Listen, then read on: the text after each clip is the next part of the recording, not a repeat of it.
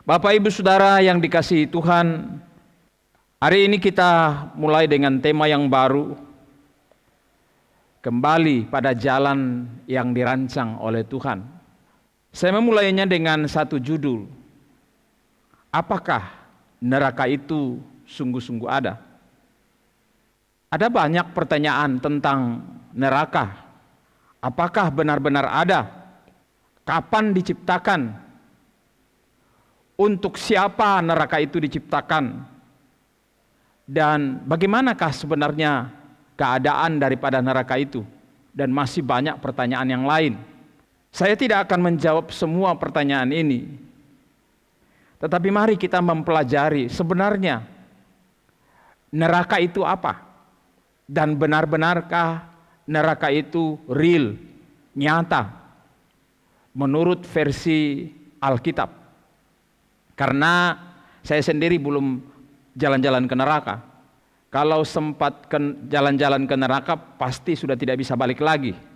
Tapi dasar pemahaman tentang realitas neraka itu adalah Alkitab, yang saya percayai bahwa Alkitab menjelaskan dengan benar tentang neraka.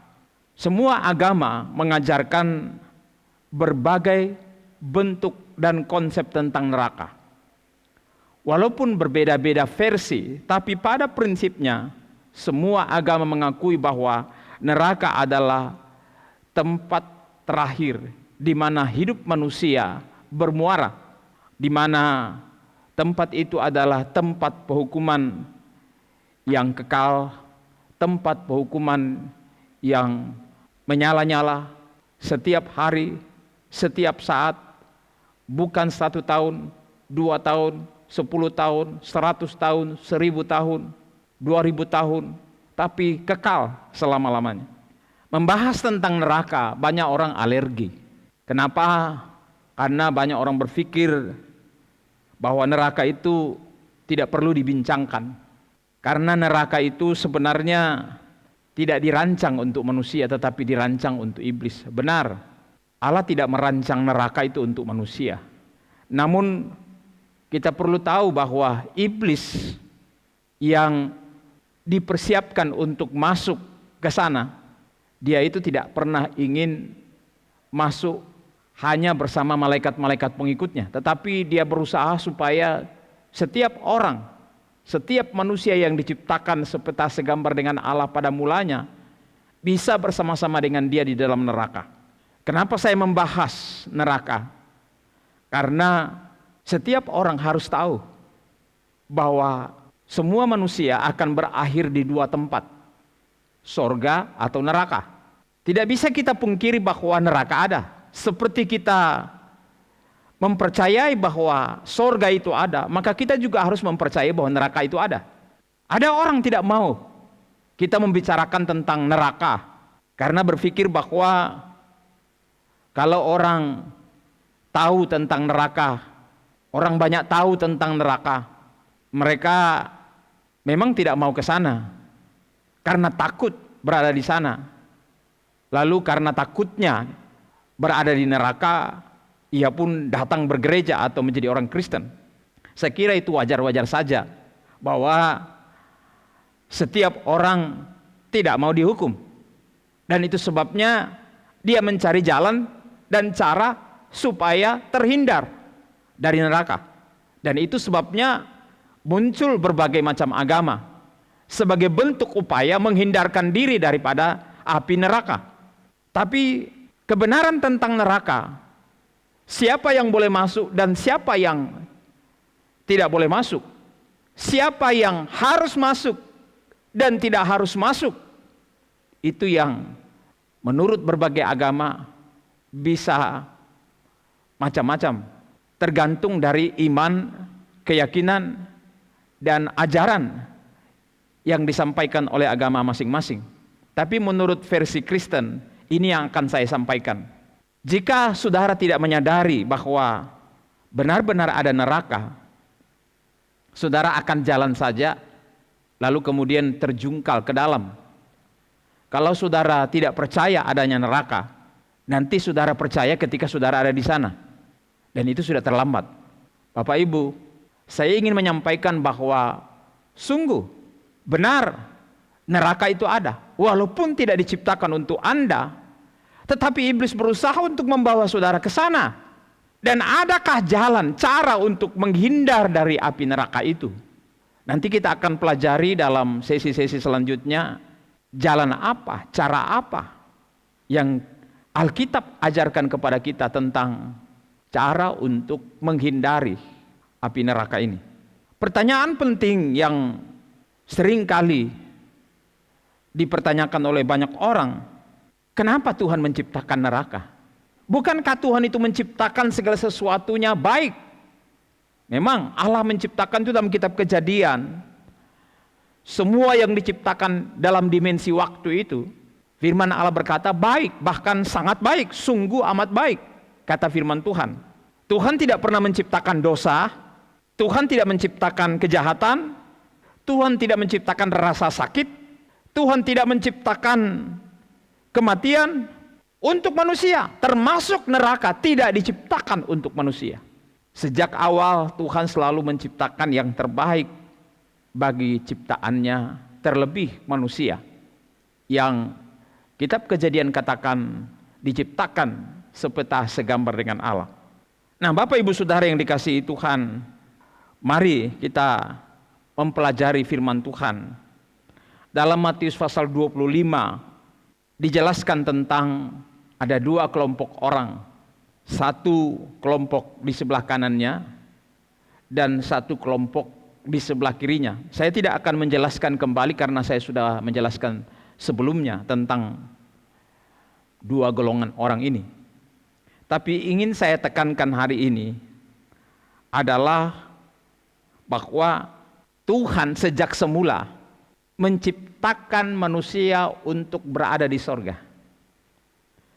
Coba kita baca ayat 34. Dan raja itu berkata kepada mereka yang di sebelah kanannya, "Mari, hai kamu yang diberkati oleh Bapakku, terimalah kerajaan yang telah disediakan bagimu sejak dunia dijadikan."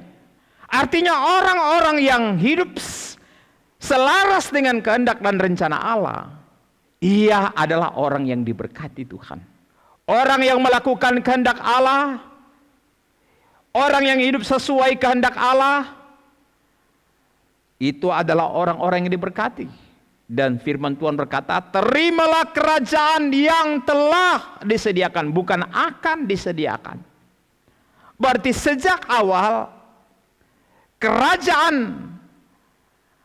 Allah, kerajaan sorga, pemerintahan Allah adalah tempat bagi orang-orang yang selaras dengan kehendak Allah. Ketika manusia diciptakan lalu ditaruh di dalam Taman Eden, mereka hidup di dalam pemerintahan kerajaan Allah. Tapi ketika mereka memberontak terhadap Allah, mereka diusir dari Taman Firdaus. Di luar Taman Firdaus barulah muncul apa yang disebut sakit penyakit, ada kejahatan, ada penderitaan, ada kematian, dan kemudian pada akhirnya manusia akan berakhir di neraka. Tapi pada prinsipnya Allah tidak pernah merancang manusia untuk berada di neraka. Sejak semula Allah merancang bahwa manusia itu akan berada di sorga. Dan dikatakan bahwa terimalah kerajaan yang telah disediakan bagimu sejak dunia dijadikan. Berarti memang dari sejak awal Allah menciptakan kerajaan sorga dan tidak menyediakan neraka bagi manusia. Nah, ada 3 kebenaran yang ingin saya sampaikan saat ini tentang neraka. Yang pertama, sejak awal neraka disediakan untuk iblis dan malaikat-malaikatnya. Dalam Matius 25 ayat 41, Yesus mengatakan kepada orang-orang, kelompok-kelompok yang tidak sejalan dengan kehendak Allah, cara hidup Allah, rancangan Allah. Ayat 41 katakan, dan ia akan berkata juga kepada mereka yang di sebelah kirinya, enyahlah daripadaku, dari hadapanku, hai kamu orang-orang terkutuk. Enyahlah ke dalam api yang kekal, yang telah disediakan untuk iblis dan malaikat-malaikatnya. Jadi kita lihat di sini bahwa sekali lagi Allah tidak membuat neraka, menciptakan neraka untuk manusia, tetapi menciptakan neraka untuk iblis, malaikat, pemberontak, melawan Allah, bertentangan dengan kehendak Allah, bahkan mau menyamai Allah, karena hatinya dikuasai oleh kecemburuan terhadap manusia yang diciptakan sepeta segambar dengan Allah. Tuhan menyediakan neraka bagi pemberontak-pemberontak Allah, sekalipun dia adalah malaikat. Dan kita tahu bahwa sepertiga daripada malaikat di sorga itu menjadi pengikut-pengikut Lucifer yang kita kenal sebagai iblis. Mereka berperang dengan Mikael, pemimpin pasukan bala tentara Allah, dan Lucifer kalah lalu dibuang, berada di dunia. Lucifer inilah yang kemudian mencari pengikut di bumi ini, dan korban pertama adalah Adam dan Hawa, berhasil menjadi pengikutnya. Dan itu sebabnya Adam dan Hawa diusir dari taman Firdaus, taman Eden itu.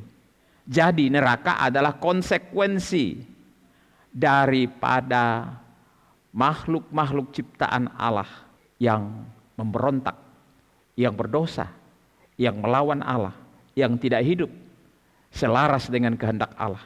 Kalau saudara sebagai keturunan Adam tidak memahami bahwa saudara diciptakan untuk masuk surga, untuk berada di surga sejak awal, saudara tidak akan tahu apa rancangan Allah dalam hidupmu. Allah tidak merancang saudara ada di neraka. Siapa yang merindukan saudara berada di neraka? Siapa yang merancang saudara berada di neraka? Ya iblis.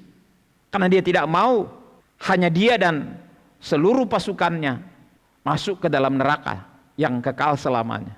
Dia mau supaya saudara juga menjadi pengikutnya di neraka. Dalam 2 Petrus 2 ayat 4, kalau malaikat saja tidak disayangkan oleh Tuhan untuk dibuang ke dalam neraka, malaikat ini selalu bersama-sama dengan Allah. Bahkan dikatakan bahwa Lucifer itu adalah pemimpin pujian di sorga. Petrus berkata, sebab jikalau Allah tidak menyayangkan malaikat-malaikat yang berbuat dosa, tetapi melemparkan mereka ke dalam neraka, dengan demikian menyerahkannya ke dalam gua-gua yang gelap untuk menyimpan mereka sampai hari penghakiman. Allah tidak menyayangkan, manusia juga Allah tidak menyayangkan. Adam juga yang diciptakan sepeta segambar dengan Allah, Tuhan tidak sayangkan untuk berada dengan malaikat-malaikat pemberontak bersama Lucifer di dalam kerajaan kegelapan. Bapak ibu saudara yang dikasihi Tuhan, jadi apakah saudara mau menjadi pengikut iblis untuk berada di neraka yang sebenarnya Tuhan tidak ciptakan untuk saudara, hanya diciptakan untuk malaikat yang jatuh, yang memberontak kepada Allah. Tapi kalau saudara hidup sesuai dengan keinginan-keinginan iblis, kehendak-kehendak iblis, ambisi-ambisi iblis, pemberontakan-pemberontakan iblis kepada kehendak Allah, maka otomatis saudara akan menjadi sahabat iblis untuk berada di neraka, sekutu iblis untuk berada di neraka. Kebenaran yang kedua adalah bahwa neraka adalah merupakan tempat pembuangan kekal setelah penghakiman. Dalam Ibrani 9 ayat 27, firman Tuhan berkata, dan sama seperti manusia ditetapkan untuk mati hanya sekali saja, dan sesudah itu dihakimi. Perlu Bapak Ibu Saudara tahu bahwa setiap manusia pasti mati. Kenapa? Karena firman Allah berkata bahwa setiap orang yang berdosa pasti mati. Kenapa dia mati? Karena kehilangan kemuliaan Allah. Hidup sesudah mati itu sangat penting dibandingkan dengan hidup yang ada sekarang di dunia fisik. Kenapa saya katakan seperti itu? Seorang penulis terkenal, Rick Warren, berkata bahwa hidup di dunia itu sebenarnya hanya intro daripada kehidupan yang sesungguhnya sesudah kematian. Sesudah hidup ini hanya permulaan, hanya pembukaan, hanya intro. Katakanlah seperti intro bagi sebuah lagu. Realnya itu adalah hidup sesudah mati. Nah, ada dua tujuan hidup manusia sesudah mati, yaitu hidup kekal bersama dengan Bapa di sorga, dan yang kedua, hidup kekal dalam neraka selama-lamanya. Dan yang paling menentukan untuk setiap orang berada di mana, apakah di neraka kekal atau di sorga kekal, adalah hidup yang sementara. Jadi sebuah lagu ditentukan oleh intronya. Intro harus selaras dengan lagunya. Kalau saudara hidup di dunia ini tidak sesuai dengan kehendak Allah, waktu saudara mati, jalan hidup saudara pasti ke neraka. Waktu saudara hidup di dunia ini, saudara hidup selaras dengan kehendak Allah, hidup sesuai dengan cara Allah, maka saudara akan bersama-sama dengan Bapa di sorga. Bapak Ibu, kita semua akan dihakimi. Orang percaya atau orang Kristen dihakimi untuk menerima upah. Tapi orang yang berada di luar Kristus, ia akan dihakimi untuk masuk neraka. Nah Bapak Ibu Saudara, dalam 2 Tesalonika 1 ayat 9 dikatakan firman Tuhan, orang yang sudah dihakimi nanti setelah dunia ini berakhir, mereka ini akan menjalani hukuman kebinasaan selama-lamanya, dijauhkan dari hadirat Tuhan dan dari kemuliaan kekuatannya. Artinya terpisah dengan Allah selama-lamanya. Bagi orang percaya, kematian adalah jalan, jembatan menuju kehidupan yang kekal bersama Allah di sorga. Tapi orang yang di luar Kristus, di luar kehendak Allah, ia akan jauh, terputus dengan hadirat Allah. Inilah yang disebut maut yang kekal atau maut yang kedua. Maut yang kekal itu artinya tidak ada kesempatan untuk berbalik.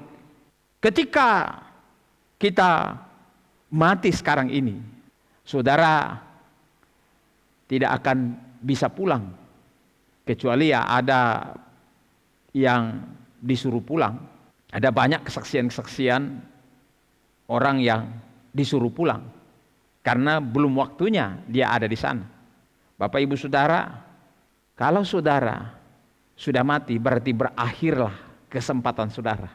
Kapan kesempatan saudara berakhir? Ya saudara mati. Kapan mati? Ya kita tidak tahu. Setiap orang tidak tahu kapan matinya. Ada yang mati masih bayi, ada yang masih kanak-kanak sudah mati, ada yang remaja sudah meninggal, ada yang baru selesai kuliah meninggal, ada yang baru bekerja meninggal, ada yang belum menikah sudah meninggal, ada yang baru saja menikah sudah meninggal. Tapi ada juga yang kakek nenek 90 tahun, 80 tahun, tapi tidak meninggal, belum meninggal.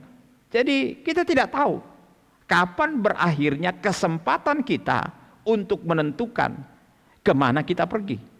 Ingat intro setiap lagu, menentukan lagunya seperti apa.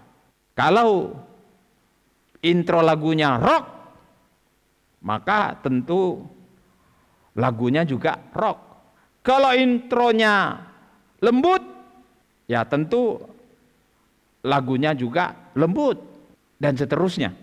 Kalau kita baca selanjutnya yang ketiga, kebenaran yang ketiga daripada neraka adalah bahwa neraka itu adalah dapur api, tempat siksaan yang kekal. Jadi bukan tempat beristirahat. Banyak orang ketika meninggal selalu menulis RIP, rest in peace, yaitu harapan setiap orang. Tapi benarkah semua orang yang meninggal itu rest in peace?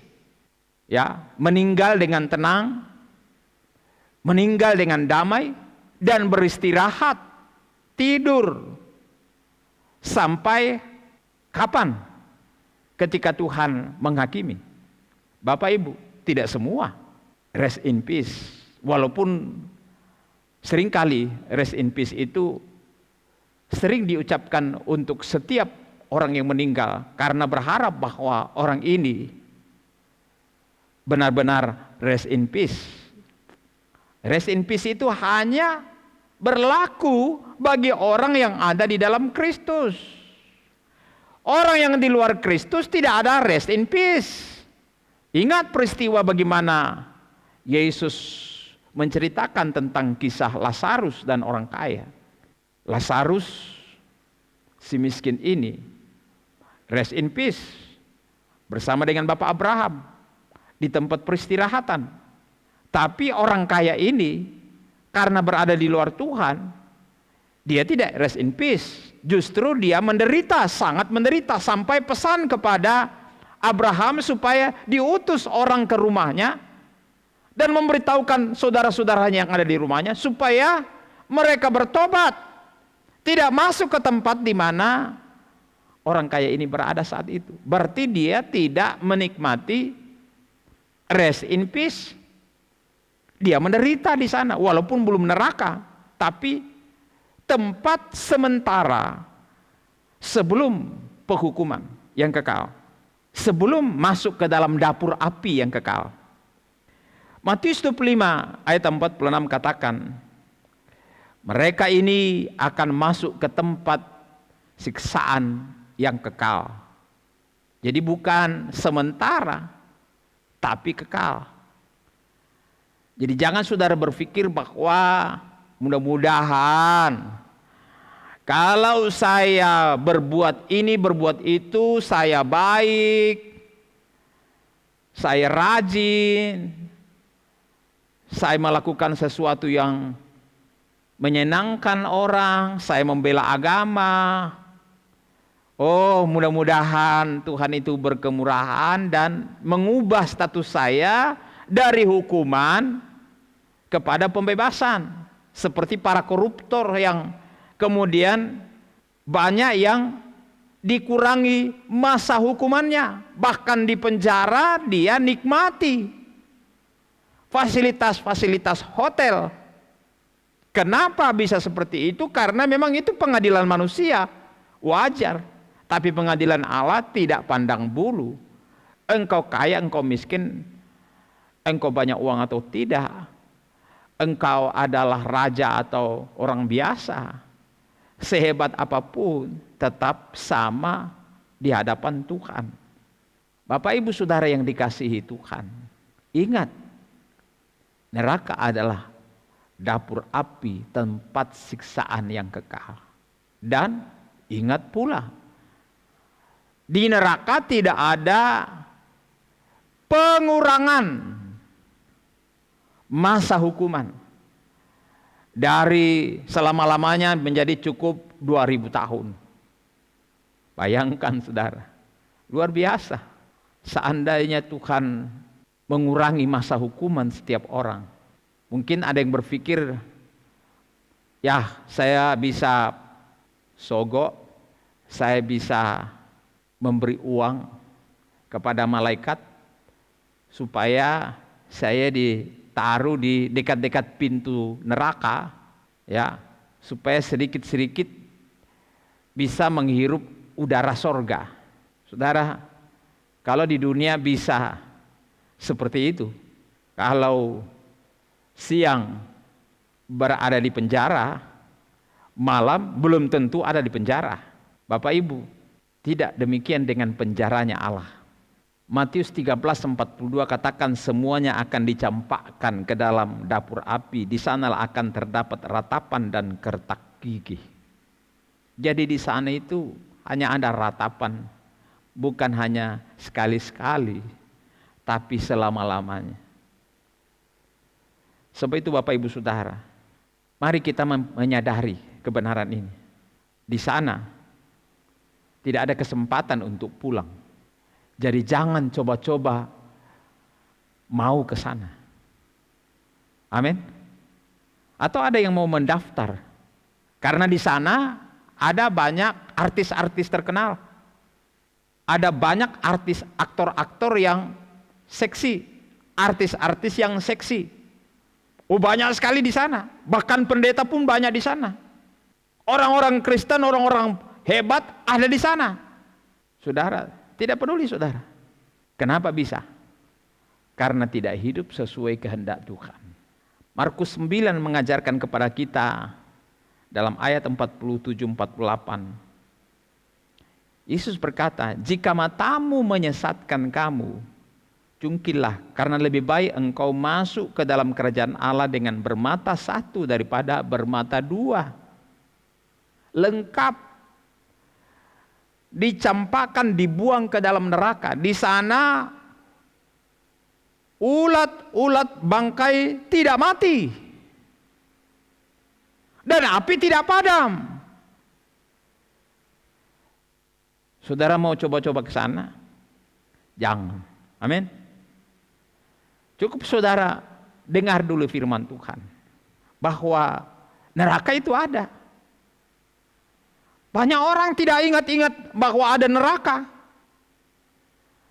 Hidup saja sesuai keinginannya. Hidup saja sesuai dengan egonya. Orang Makassar bilang ero-ero. Nah, saudara, sampai kapan engkau hidup semau-maumu? Kalau hidup semau-mau kita, menurut keinginan-keinginan daging kita, sampai kapan? Iblis saja jatuh. Adam saja di Taman Firdaus jatuh. Saudara bagaimana? Wahyu 14:11 katakan, asap api menyiksa mereka selama-lamanya. Siang malam tak henti-hentinya disiksa. Wahyu 14:11. Saudara, ngeri benar kalau saudara tidak hidup sesuai kehendak Tuhan. Tidak berjalan pada jalan Tuhan. Saudara hanya mau berjalan menurut jalan-jalan saudara sendiri, keinginan saudara sendiri, nafsu saudara sendiri. Ingat Bapak Ibu Saudara, tidak ada harapan untuk keluar dari sana. Tidak ada remisi, tidak ada pengurangan masa hukuman.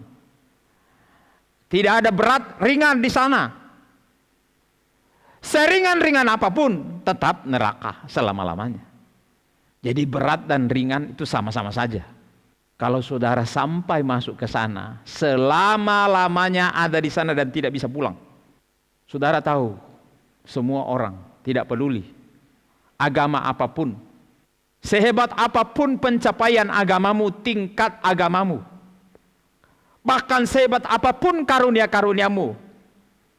Yesus katakan dalam Matius 7, sehebat apapun karuniamu, kalau engkau tidak sesuai dengan kehendak Allah, Tuhan berkata pada akhirnya, terus terang saya tidak kenal kau.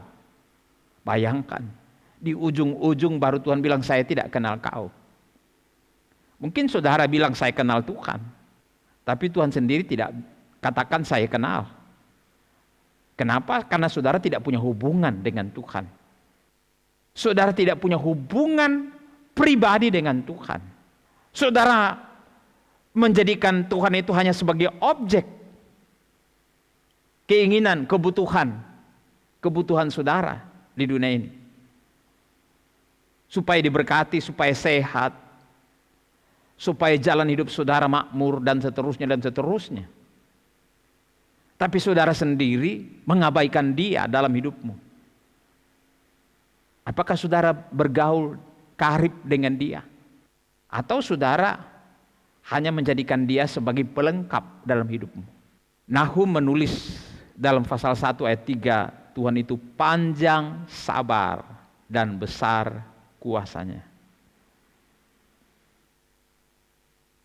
Dia sabar terhadap saudara sampai saudara masih bisa hidup sampai hari ini. Tujuannya adalah supaya saudara tahu bahwa neraka itu benar-benar ada. Ingat bahwa Tuhan mau menyelamatkan engkau dari api neraka.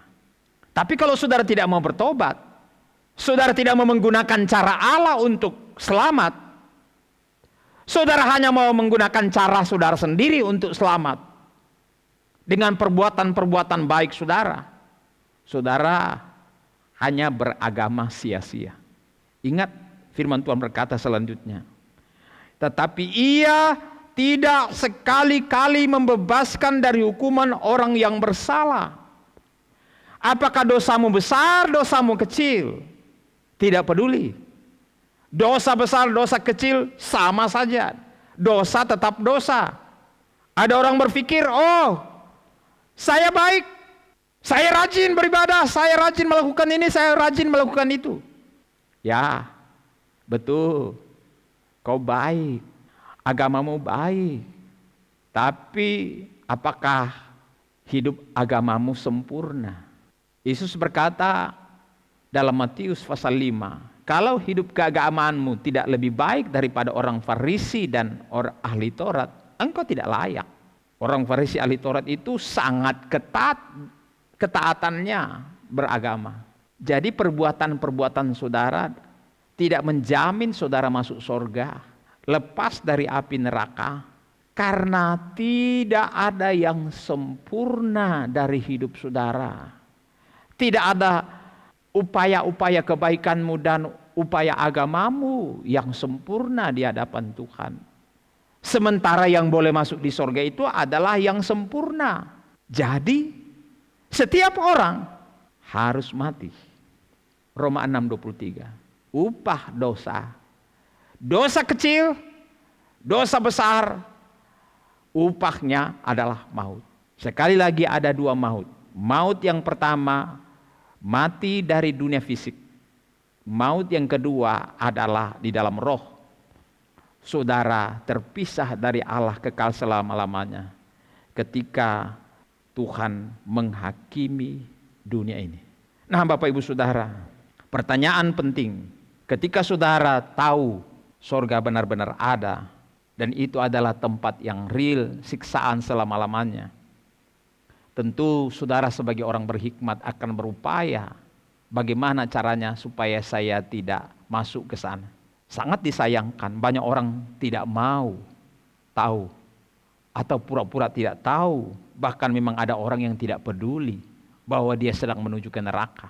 Ada juga yang sudah tahu ada neraka dan telah berusaha menghindarinya menurut keyakinannya, kepercayaannya. Tapi dia pikir itulah jalan yang benar. Amsal 14:12 katakan, ada jalan yang disangka orang lurus, ada jalan yang disangka orang benar, menghindarkan dia dari neraka. Tetapi kemudian ternyata ujungnya menuju maut. Nah, Bapak Ibu Saudara, apakah Anda ingin tahu jalan yang benar sesungguhnya mana? Ikutilah pembahasan selanjutnya dari firman Tuhan ini. Saudara akan menemukan jalan yang benar yang belum pernah ditemukan orang yang menganjurkan agama. Bahkan tokoh-tokoh agama sekalipun tidak ada yang berani menyatakan jalan itu, siapa jalan itu, dan apa jalan itu. Tidak ada yang berani menjamin cara itu adalah cara yang benar. Semua bisa berkata benar. Tapi adakah yang bisa menjamin tentang kebenaran itu? Tidak semua bisa menjamin. Pembahasan kita selanjutnya akan menjelaskan kepada saudara jalan itu. Tuhan memberkati.